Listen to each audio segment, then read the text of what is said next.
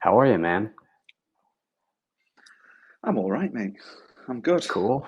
Yeah, it's getting towards the end of the year, isn't it? Yeah, yeah. I mean, Things that you know what that means? It's time for crypto to do a 2x in December.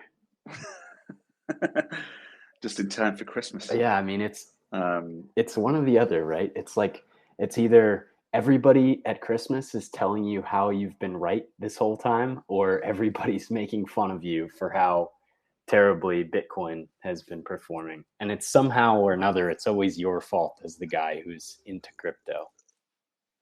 yeah, you've either told people to get in or you haven't, and either way, you're in trouble. Yeah, it's it's a lose lose scenario telling family and friends about crypto.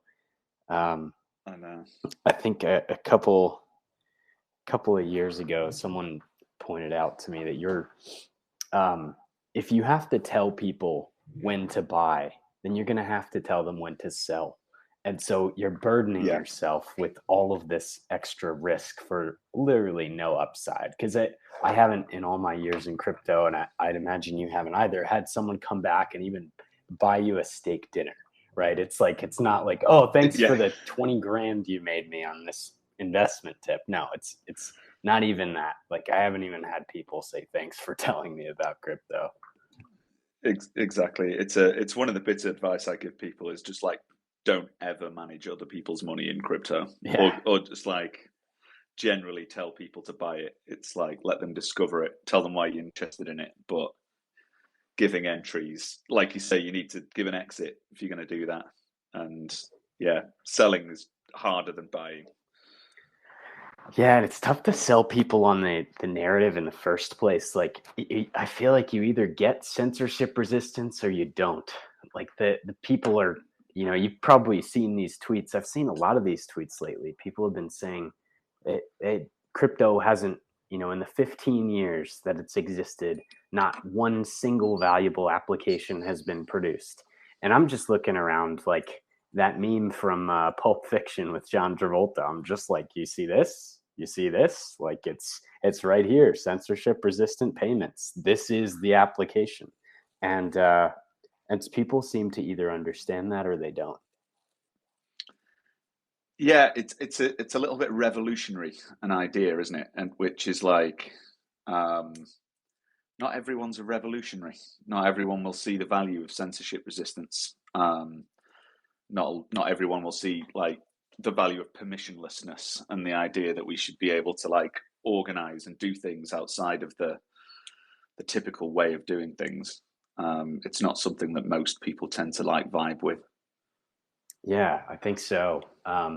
There's a lot of downstream beliefs from censorship resistance that I think you can derive from this understanding that it is valuable to have a payment rails outside of the traditional system for one reason or another. I mean, you could point to the efficiency gains in terms of the ability to send money instantly instead of waiting 3 to 5 days for Swift, the Swift network, the banking interbank system to settle, or or you could just point to the I like to use the Canadian truckers who had their bank accounts shut down after protesting lockdowns in Canada a couple of years ago. But clearly, there is a product market fit for crypto in the market for censorship resistant payments. 100%. I think the truckers one's a good one because that just like was so obviously unjust as a state overreach, and I think it just exemplified how fragile your ownership of your own assets is if you step out of line, and the line can change. So yeah, I think that's a great example. I mean, and just looking at the current system and thinking it's good, is getting increasingly hard to do. Right? It's just it's so clearly corrupt and wonky and falling to bits and out of date and captured and all of that sort of stuff. You can't really like look at it and say, yeah, this is all good. We don't need anything alternative to this. So I think that the sentiment will increasingly grow and the understanding will get there just by everything had been falling apart in front of our eyes, basically. Yeah, yeah, I think so too. I mean, that's my hope and my suspicion is that going into the next couple of years, we're going to see more reasons for people to use censorship-resistant payments applications, and that's what I'm hoping to see from whether this is a bull market or not. The next couple of years of innovation is a greater focus on censorship resistance, and I feel like just 2 months ago, you and I were both saying how this is the depths of a bear market, and we're seeing people drop like flies, and the kind of the externality of that, the side benefit to that was that the people who are still here are focused on censorship resistance, and I was so excited about that, and I was so happy that we were finally seeing this pivot towards censorship resistance, and then Bitcoin jumped 100%, and we're apparently after 2 years of down only, we are back. We're back into a bull market, and everybody's frenzied again. And censorship resistance doesn't matter, and RWAs are the one and only use case for crypto, and it's blockchain, not Bitcoin. What is your take on that? I mean, have you noticed this drastic shift in energy, and how do you think about it? Yeah, we're so back, as they say. Yeah, back to the absolute just stupid nonsense that we were at 2 years ago. It's a bit like say I was um, really like it was nice to see like the values start to come back in. Everyone had just been like basically like wrecked for 18 months. Basically, anyone who bought crypto for 2 years just was instantly underwater like overnight, and that everyone was just sort of bruised from that. And yeah, I'm pretty sure like the institutions have just been started coming back in, buying up the bottom and everything. It's actually been up all year. Like if you look back since like January, it's just been up only basically with a few wobbles on the way. But yeah, we're up like 160% or something on the year. So it's been a bear market for basically everyone who just got wrecked in that last frenzy of nonsense. But it shakes out everyone, right? There's just like a huge buzz of activity, and then everyone just gets swept out. Like 98% of people leave. So basically, it just becomes. I think the way I think about it is, it's just the narrative just becomes more prominent. Like because the only people who don't get shaken out are the real believers in the technology. And yeah, so and then it's just like the Ponzi chasers come back in when they start working again and drown everything out. Yeah, for sure. I mean, it's already kind of felt like that. I think we were seeing signs of the Ponzi chasers a few months leading up to this recent spike. And to your point, yeah, that's fair. It has been up only for about a year. I guess it's things have been steadily increasing since the FTX fallout. Um, Yeah, we so sort of bounced out at the bottom, didn't we? I think like back to the sort of point about values. I think like we're almost. I was hoping that we'd reform our ideas about how we should structure crypto projects. Token economics being an important component of this stuff, and trust models are important. And then I thought, yeah, it's definitely going to be the time we sort of get it this time. And then Blast comes along, which is a multi-sig that $700 million went in. Like we actually moved backwards. Like even in 2017-18, the absolute ultra degenerate sort of season, people knew that aping into trustful multi-sigs on the promise of shitcoins was a bad idea. So I feel like we've even stepped backwards. So I like, what do you think of Blast? yeah, I mean, same view, right? It's like five people on a multi-sig, and one of them might be the same person. Yeah, And I mean, they could all five be the same person. I haven't looked into it deeply, but I remember seeing the someone's network analysis saying that they were all funded by the same person, which doesn't mean that they're all the same person. I mean, if you, me, and three other people are going to make a multi-sig, then someone's fronting the cost there, and they're saying, "Hey, here's $60 in case you need to sign." Like, I'm not going to ask my friend to put his own $60 just to be on a multi-sig where he's helping me out with something if we're creating like a 5-person DAO or something. But yeah, I mean, Blast, like, clearly sort of a departure from this censorship resistant ethos. But if you can, if you can secure a bridge for, if you can secure $700 million for a zero upfront cost and just offset all of that by with centralization risk instead of charging people and creating a decentralized solution, why not? And if Paradigm's backing it, even better. So This is it. yeah, it really does feel like we took steps back, huh? This last, these last couple months. So maybe to frame our conversation today, I think, what do you make of this recent spike? Because I think token economics is a much more popular topic in a bear market than it is in a bull market, because people are looking less to the narrative. They're less story driven and they're more fundamentals driven. And I think token economics is, pretty close to, as close as you can get to fundamentals in crypto. I think there are ways to value cryptocurrencies based on their fundamentals. I talk a lot about that, but token economics is like the design of those fundamentals.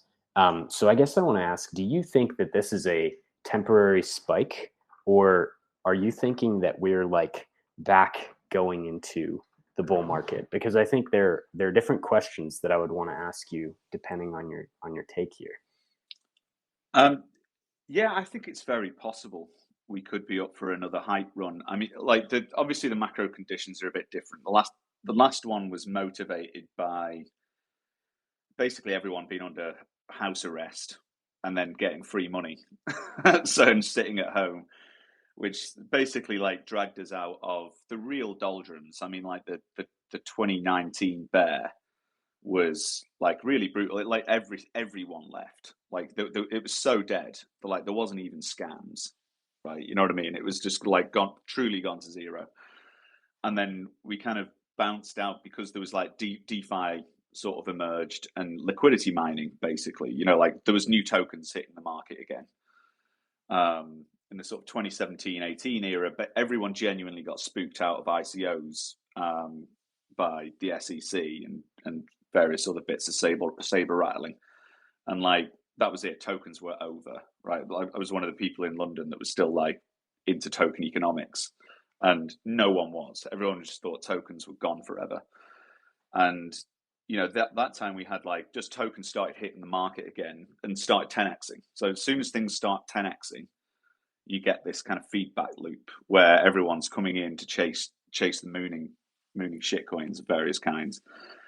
And yeah, so I think it depends. If we'll start to see launches happen like imminently, IDOs, NFT launches, and if they start selling out and people start like qualifying gains again, then it's bull run time, right? Because everyone just rushes in. There must be like, I don't know, the ones that are still live anyway. You're looking, I reckon, of all the funded projects from the sort of 2020 era onwards, 50% will be dead completely. Like these are not counting all the total slow rugs and obvious scams. What's left will be people who've just been burning their treasuries for 2 years while there wasn't a token buyer in the world. So they're all like probably, there's a lot of stuff sitting in SAFTs. The VCs will be on them to like get a token in the market. And so I think we'll just see I think when we see the like rush of token launches, that's when the bull market gets qualified for me. At the moment, it's just all market beta. Basically, you've got the institutions battling it out over Bitcoin. You've got Ethereum starting to be taken seriously as a yield-bearing asset. You've got like, and then the contender block of like Solana, Near, Polkadot, Cardano, that sort of contender set of which Solana are leading at the moment. So you'll probably see the contenders start to run a bit, and then token launches start to happen everywhere. And if they start working, if we start to get a sustained period where, like NFT mints are running out and, they're running into secondary markets and fungible tokens are gaining decent volume on launches and not just all pump and dumps, then I think we could definitely end up with a crazy period over the next 18 months or so. But I do think it'll all end dead the same. Like there's nothing there's nothing materially. So we'll get another sort of what I call the peak of max scam, where the same mechanics hit the market. So a mechanic hits the market like a primitive of some kind. So it could be just like the NFT launch or the ICO or like DAOs to a lesser degree, but like, a thing hits the market. It has a little hype run and then sort of blows up because like people were implementing it badly or something. And then people think it's all over. But then actually what's happened is people have just got their heads around it and it has another run. And it just runs to this point where it just gets completely exploited, like the peak of max scam, where you've just got like 100 NFT launches a day, 200, 300, and it's all just low effort, Fiverr JPEG nonsense, and 15, 20, 30 pump and dumps a day, and it just like that's when it's all over at that point. And I don't see any reason why we're just not going to run into the same behaviors that we set up last time and blow it all up again. Yeah, it's degen's gonna degen, right? It's like anything that can be aped into will be aped into, and that'll create a peak when there's nobody left to buy. It's just the way these market cycles go. And I think it's explicitly that the retail buyers get bled dry. So like the everyone with money has had it taken away from them. They've aped it all into some asymmetric Ponzi. They're wrecked. It's gone. There's no more liquidity to buy the bags, and that's normally the end of the market when that happens. So ideally, we'd be in a position where there was actually like new productive, assets hitting the market that just weren't temporary hype bubble pump and dumps, and people could make reasonable decisions about what tokens to get exposure to, and they'd turn out to be good bets. And yeah, I think it's basically token economics that locks in that as a possibility. Yeah, agreed. I think maybe we can talk about that a bit. I mean, I have a couple ways that that this conversation could go. I want to comment on one thing that you pointed out, which is that retail gets bled dry. But this time, the narrative is that retail is actually going to dump on the institutions. And I think that is the single dumbest narrative that crypto has ever come up with, is that somehow in a market with perfect information, the smartest, the wealthiest and most intelligent, some of the most intelligent people in the world are going to be buying everybody else's bags. I think that's ridiculous. And I think there's no way in my mind that the ETF approval, if it gets approved, is not a sell the news event. So I think I don't know where you want to take that, but after discussing maybe this, what I think is the catalyst for this apparent bull run, then I would love to talk about, how token economics lock in gains, or, the way that you want to describe that. Yeah. So yeah, I think that on the point about the vision where sort of retail get to sell their bags to institutions, I think this was always the dream, right? It's just never happened. And largely the dream of that was, retail people buying crypto assets at source at the token generation event, what we used to call an ICO. And then that picking up a liquid market. And then they are like, there's no way institutions are going to be getting in at token genesis stuff anytime soon. It's very possible that they might. Well, they sort of did instead, right? But via VCs. So the reason why this is a total joke is because the real alpha in a token has already been bought up before it hits the market.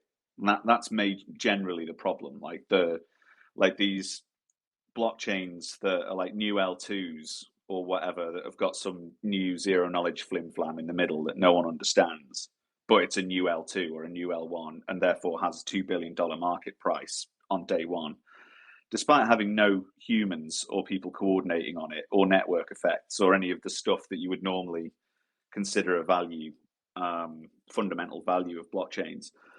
And all of that's just bought up in pre-sales. Like 20-30% of the supply is being distributed to people with asymmetric access.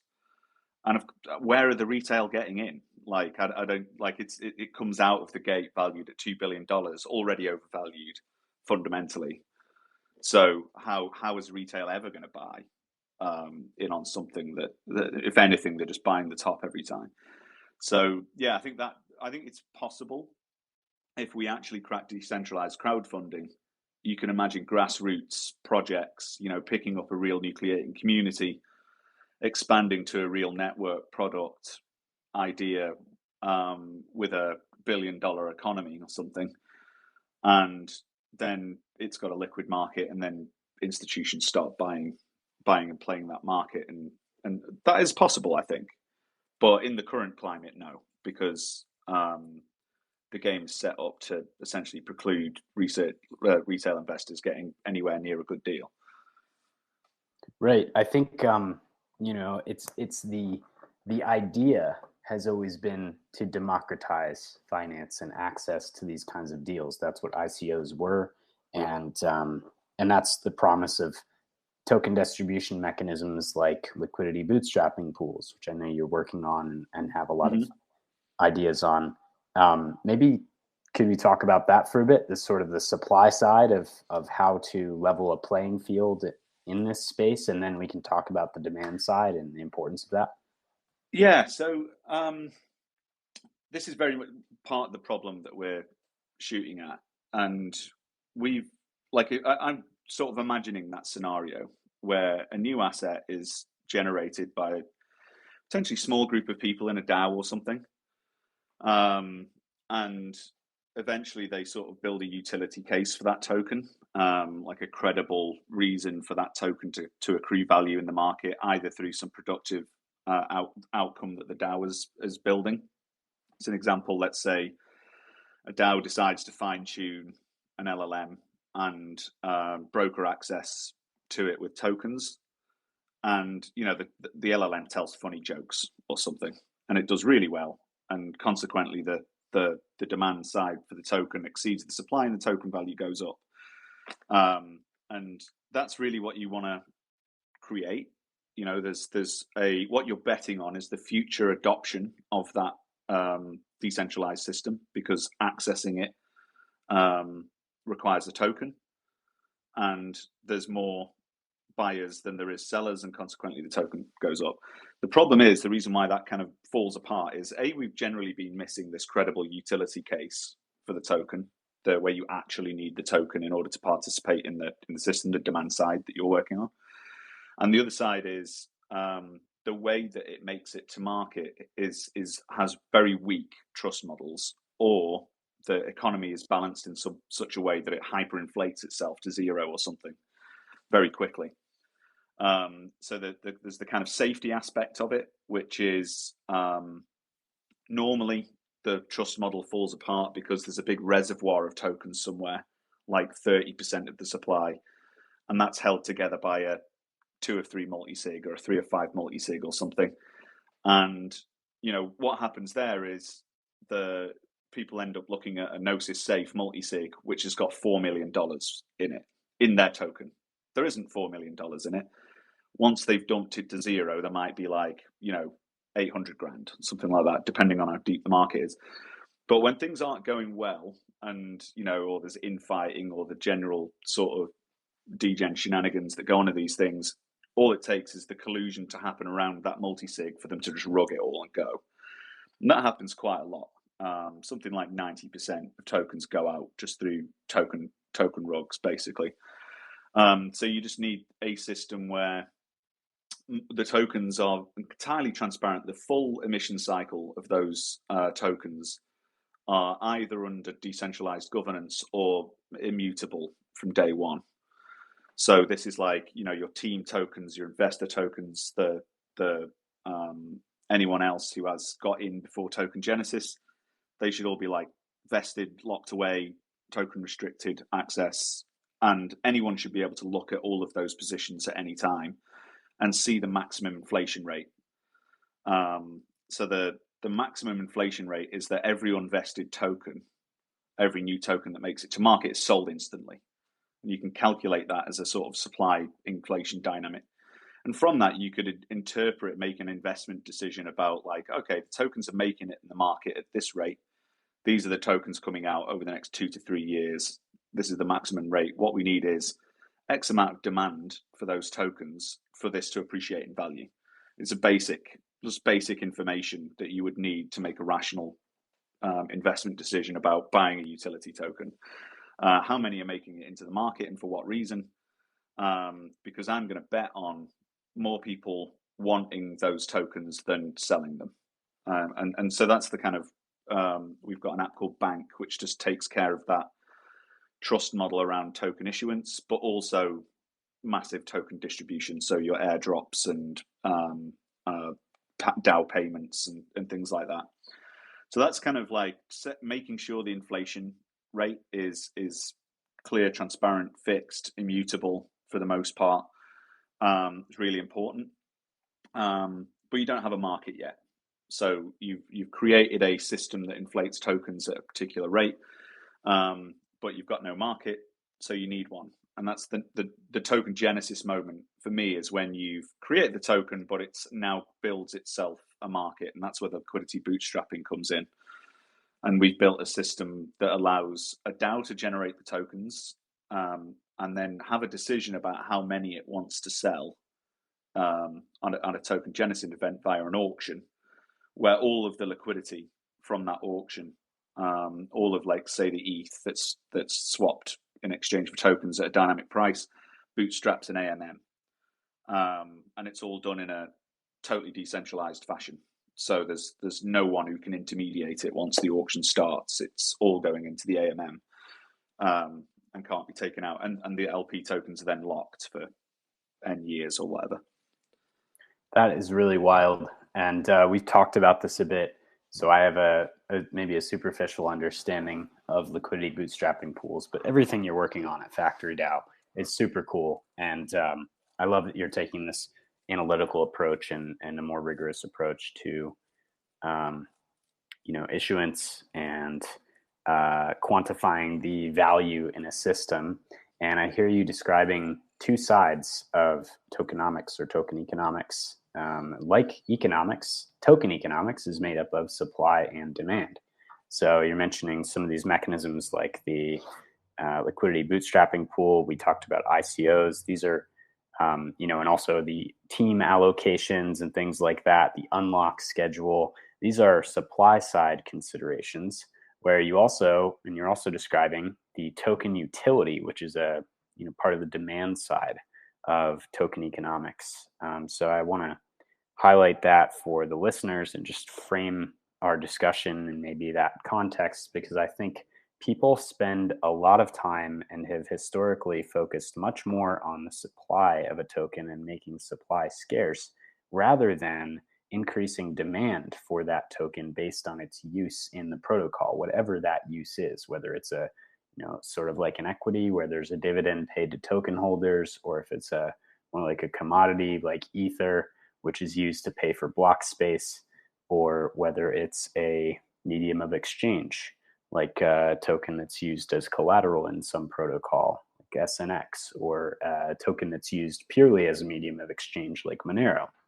There are different ways for tokens to accrue value, but this is the demand side of token economics. So, bit of a monologue there on my part, but Nick, maybe you can explain some of the things that you're doing at Factory DAO in a little bit more detail as it relates to helping protocols with their supply side and their demand side of their token economics. And before that, really quickly, this is an AMA, so if you guys have questions, just raise your hands or post a comment somewhere that I'll see it, and then I'll bring you up on stage or share your question with Dr. Nick. Thanks, Nate. Yeah, I think you're totally right. We've been largely concerned with the supply side, and that's what you used to get in your ICO white paper. What I thought was funny about we didn't even bother with that white papers like this cycle. They sort of like universally got laughed at in 20. The ICO white paper, what a joke. I used to love reading those things.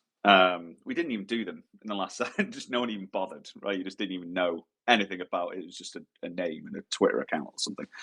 But historically, and eventually they started to come back in again. At least they did the Tokenomics blog post, and that came down to a colourful pie chart, the emission schedules, who gets what tokens, and roughly for what reason.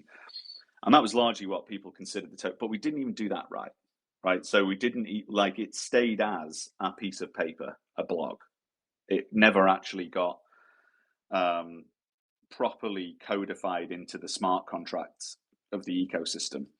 So that's really the kind of main point of that issuance bit. Like, if you can get that sorted, you mitigate like 99% of rugs, just because there's no way for people to dump the tokens off schedule or rug them out of the market. So really just sorting out the safety aspect will cut down on 90% of rug pulls. Then I think there's that's the two sort of issuance pieces we've done. We've got a market management sort of piece. Let's say you really grassroots DAO, you might have like sold tokens to your friends or something, and you've bootstrapped like a 30k liquid market or something on Uniswap. But you start getting popular. You then want to sort of bring up the liquidity in that pool through, again, classic liquidity mining. So the other supply side dynamic that really kicked off the whole DeFi summer period was issuing tokens to market makers. So actually, one of the crucial things, I looked at all of the dead tokens throughout 2018, and most of them just never made it to market because the barrier was a bribe to CZ, right? Or you had to go and bribe LA token and associate with actual criminals. But like, it was just getting a token to market that was like, I don't know, allegedly, but like, sketchy third tier exchanges or huge bribes to the main ones, and consequently that's a huge centralization point. So really what the game is how can you get a group of people who want to bring a project to market to be able to do it without any gatekeeping anywhere. And Uniswap really opened that up, because that, like, I think the AMM was like one of the reasons why I quit my job and went into crypto at the time, because I thought, this is it. We've removed the exchanges out of the game. And the idea of paying people to be liquidity providers in that token is revolutionary. And so the other side, one of the things that we've built is just the ability to tune that in a very fine-tuned way. The way it went down last time was like, we're just going to give away 30% of our token supply for the first month of a token lifetime. And then as soon as the token tap stops, the liquidity goes back down to 30k again. And it's basically all over. So yeah, we built a system which allows DAOs to sort of fine tune their liquidity mining rewards via a voting system. And so it kind of emits tokens in pulses. And the other main issue was this was really costless. You just had to farm and dump your tokens. It didn't cost you anything at all. So we've added a kind of tax auction dynamic on it, where you have to give some of your LP tokens to the DAO in order to get the inflationary rewards for liquidity mining. And if someone beats your tax and your token amount, they can kick you out of your slot. It's a harbinger tax. Yeah. Yep. Yeah, that mechanism it has been around for a while, but people haven't really been able to implement it that much. I know Eric Wall did his orb with the harbinger tax. It's yes, brilliant. Yeah. Yeah, it's kind of originated from, obviously, radical markets. Glenn Whale came up with the idea. Simon de la Rouvière put it into practice with a art project called This Art Is Always on Sale. And it meant that like you could only temporarily own this NFT. Someone could buy it from you at any point, but you had to pay a fee for holding it, which is very much how the Eric Wall's orb thing works. Yeah, this is that, but for fungible tokens. So what you're holding is a what we call a protocol property. So you're holding this slot, which gives you, let's say, a 50th of the rewards that epoch. It could be 2 weeks, 2 months, 2 days. And yeah, what you're essentially battling for is paying harbinger taxes for access to the liquidity mining tokens. And this can all be dialed around by the DAO. It's really cool. And so this mechanism is good for DAOs that want to have maybe infrastructure that's pre-rolled. You know, it's pre-designed, pre-rolled. I like that. Yeah, just like already yeah. set up. Yeah, exactly. Yeah, and this is a real issue that we were just facing at the time, right? You had to get these off-the-shelf smart contracts. There's nothing in. There's no audited contracts that do this stuff well. The stuff that does is the stuff that doesn't do it well. So yeah, that's very much the goal. I think what we need a world of is people being able to very easily set up crypto projects, real ones, not just like vapor Ponzi's. Like actually, here's something that does something. Now, if all they've got to do is make their demand side smart contract for a DApp, there's a beautiful workflow here, which means you could throw together a DApp contract, build use the blockchain as a back end, throw up a front end to that smart contract, and you've instantly bootstrapped an economic system that has it's really quite a radical thing. The problem is just that building that market and getting the system up and running, the basics of a token economy is just so often done very wrong. And what we're trying to do is basically give people the tools to do it. And just because these tools might work doesn't mean they will work the first time. They need this kind of iterative governance dynamic to dial in what is the right setup. So my sort of vision of this is that there's going to be it might take us 100 to 200 DAOs to really dial in the right setup formation structure for a DAO. But once you've got it, everyone will really understand the parameter space.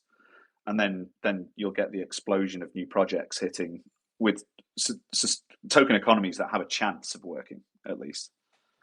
I like that vision a lot. I think DAOs in particular are maybe the biggest unsolved problem, and where I feel like we're the furthest behind in crypto at creating a solution. But I am very hopeful, both because of your involvement in Factory DAO and because I like the concept of iterative design of DAOs and getting closer and closer to like the Platonic form of a DAO. The ideal form that exists somewhere. The perfect DAO, the eternal DAO. I spoke on how to design DAOs to last forever at DevConnect and use that term. Won't go into that. But yeah, I think we're close, actually. Okay. I think it's the first time I've ever felt like we might, there was a real hype wave in 2020, and I didn't even get remotely excited about it because I knew we were nowhere near. And all the VCs FOMO'd into decentralized to-do lists at billion-dollar valuations, and working on this idea that we were going to have the DAO economy is here now. It's just everyone's going to work in a DAO. And yeah, I knew we were years away from it, but sorry, Nate.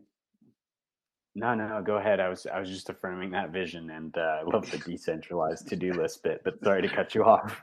Yeah, no. It's so I think we're getting close to it. I'm starting to feel like there's a few things that's missing. I'm giving a talk in a bit on what I think we should be sort of focusing on to drive that vision. I think it includes prediction markets. I think AI is going to really sort of change the game completely, because the reality of DAOs is, even if you actually cracked a system that worked, most people wouldn't want to operate it, right? Because it's boring governance stuff. It's diligence. It's due process. It's carefully weighing up the options and deciding whether to spend that money on something sensibly. And most people just aren't. It's not something that they're going to want to do much of. So I think the UX of all that stuff will abstract away with AIs and stuff like that. and good social consensus tooling. Which like the bit that I'm really excited about is the governance systems with reputation dynamics in them. So the ability to get, let's say, 1,000 people and have them self-organize into clusters of the main problem. So problems generally have lots of subcomponents to them, and require many different specialist insights in order to solve. So really, we're going to start seeing DAOs where the self-organization happens into domain-specific clusters that are really good at getting jobs done. Is this the concept? Sorry, go ahead. No, go. Is this the concept of neural tokenomics that MakerDAO is pioneering? How do you see that playing in? Sort of. Me and Rune have a similar idea how the end game plays out. Yeah, Rune's building. He's moving in that general direction. But yeah, like it is like the talk I'm giving in an hour actually is on collective intelligence with the meta fan.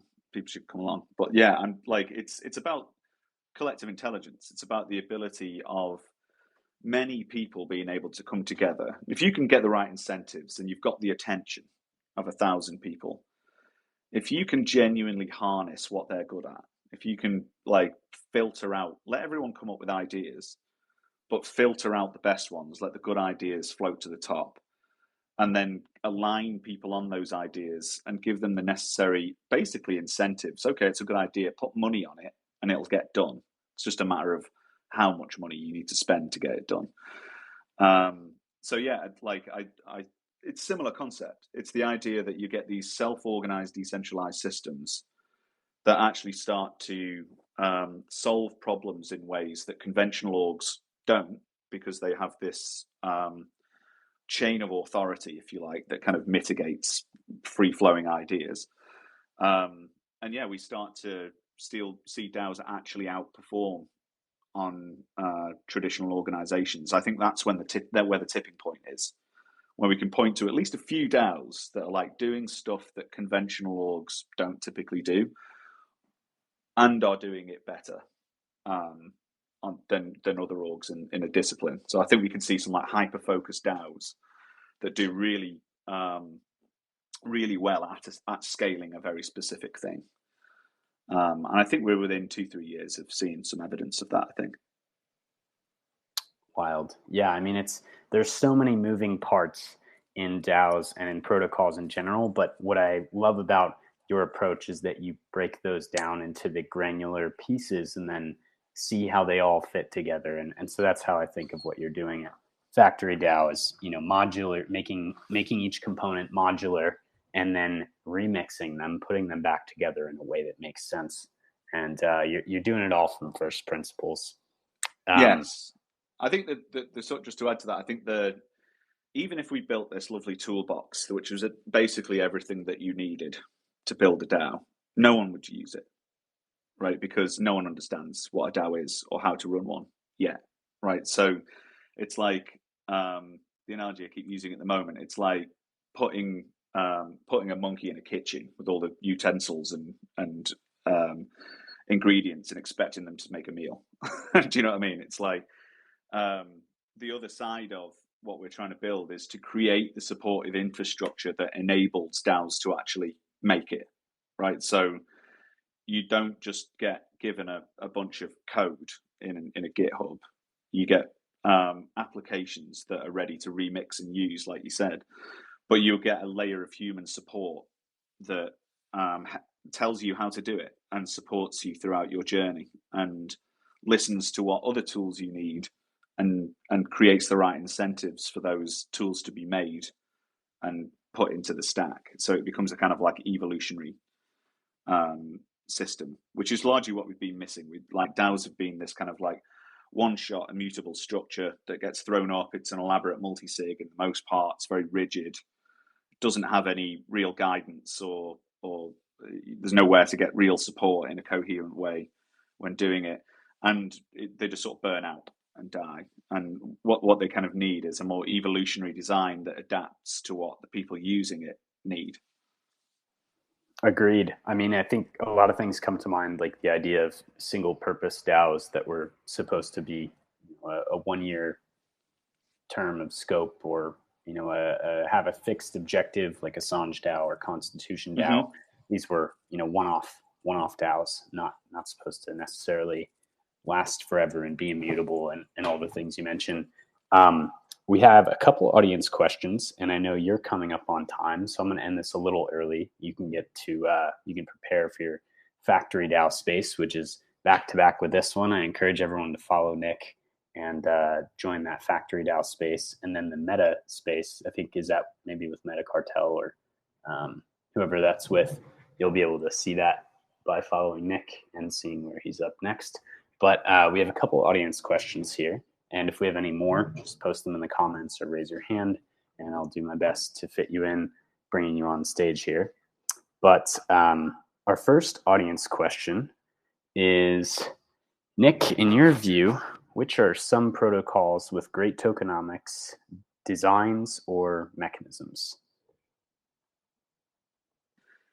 Yeah, I saw. Was it Naomi posted this question? I was thinking about this.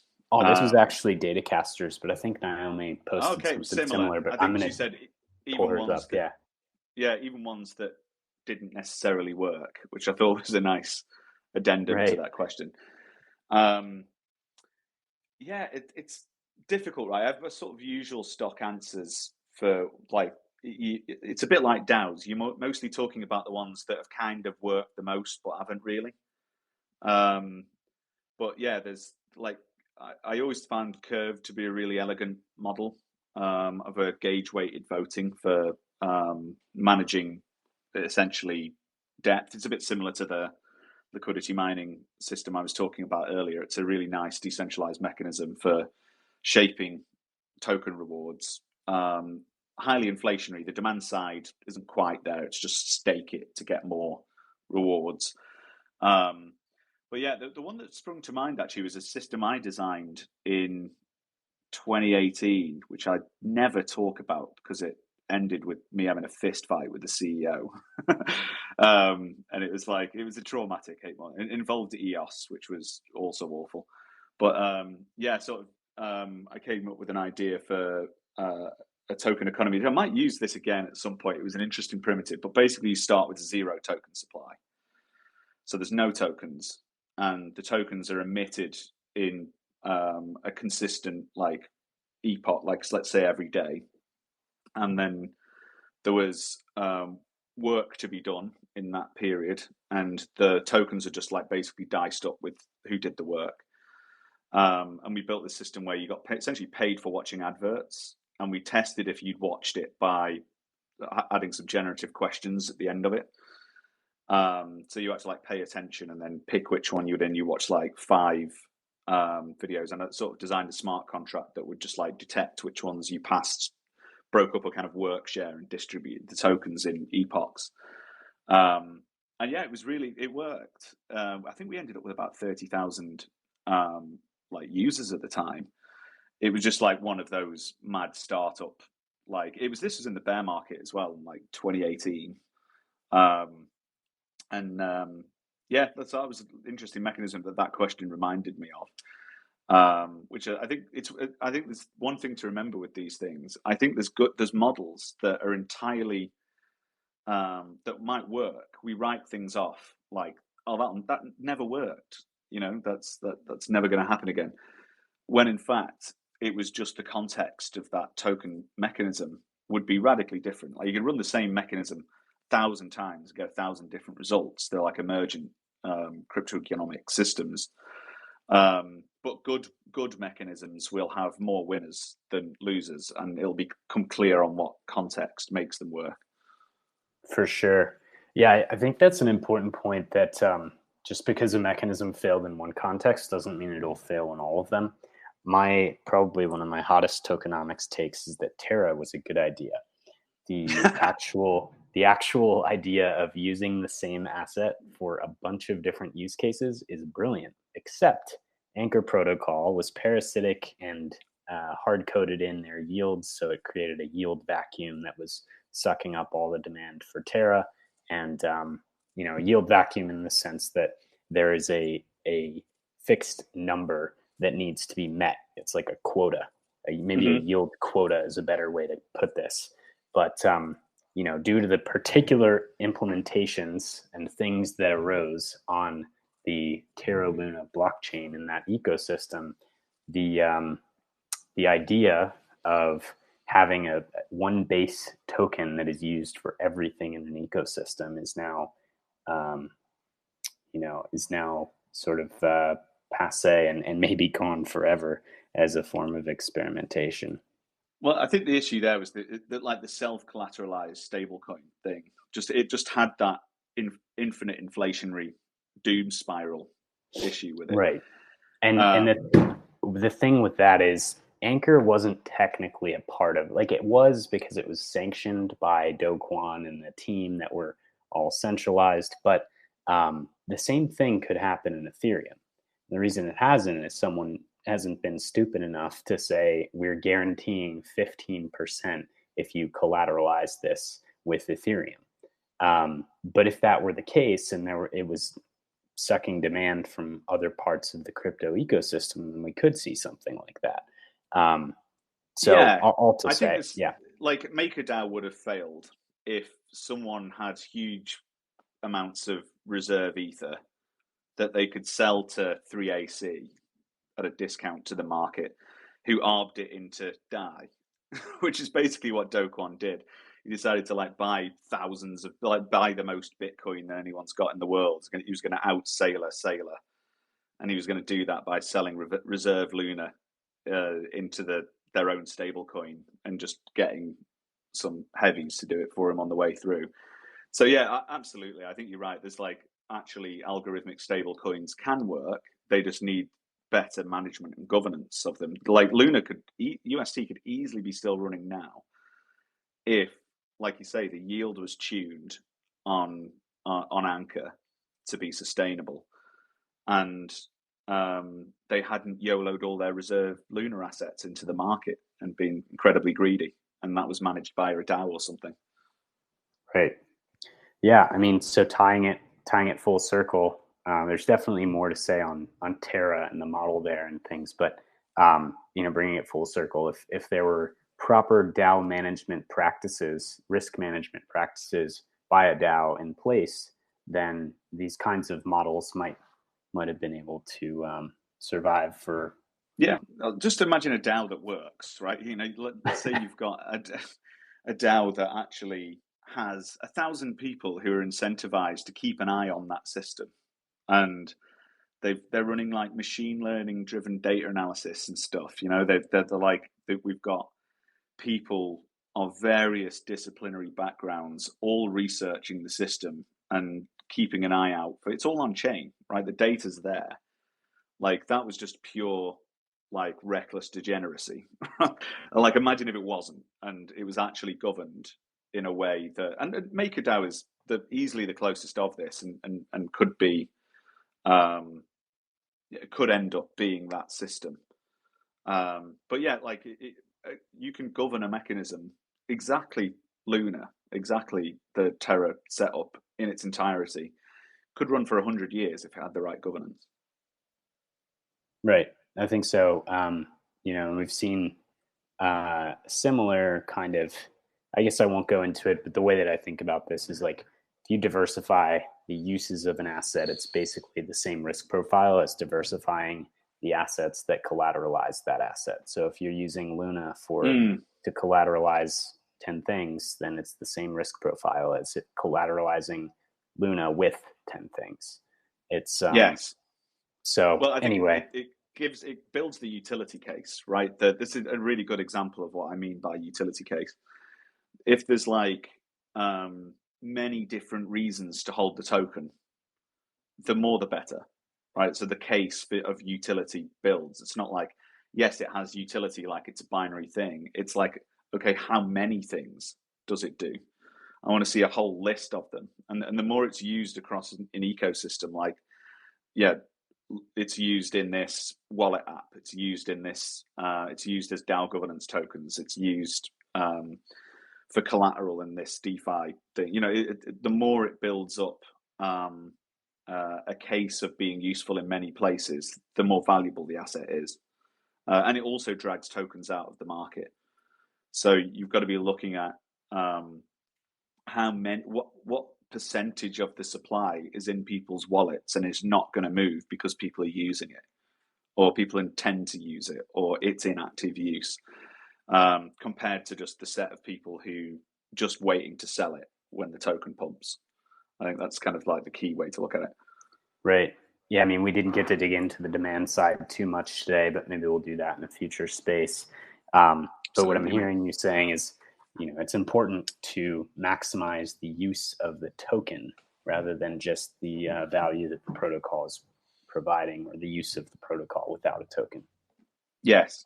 The more things you can do, the better. So like build a utility case. Like don't just like think you're done by adding one thing. Right, like the Binance model. I mean, we've seen BNB become successful, where it started out as giving you a discount on fees on the Binance platform, started trading at 50 cents, and now Binance BNB token is $200 or something like that.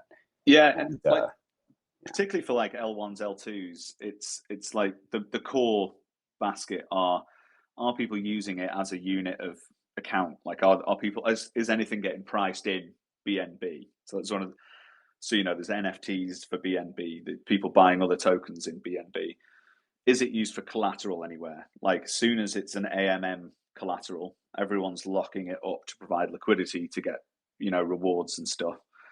And then there's like governance. Like, is there a reason to hold it? Does it give you real power in the system? By that, there's a good reason to accumulate it rather than give it away. They're the kind of core main ones. Right. Yeah, definitely. Awesome. Well, it's coming to the top of the hour here. I know you've got Factory DAO space, so I'll jump into that as well. And I'll let you get right into it. It was great talking with you today, Nick. Thanks for coming on the space and answering some questions. And just love chatting, and good talking with you as always. Pleasure, mate. Anytime. Awesome. All right. Thank you guys all for joining today and for your questions. And we will see you next week. I will see Nick in his Factory DAO space right now, and hope to see some of you there as well. Have a good one, everybody.